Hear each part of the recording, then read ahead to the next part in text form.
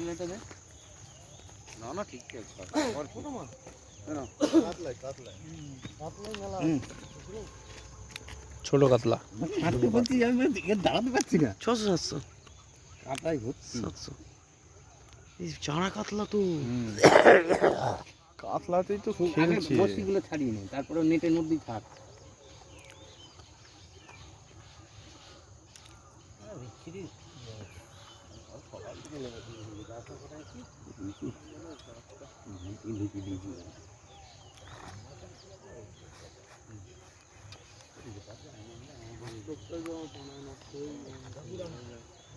আমার এতক্ষণ সময় দিয়ে একটা ছোট হোক আর যাই হোক হলো তো এই একটা খুলে গেল।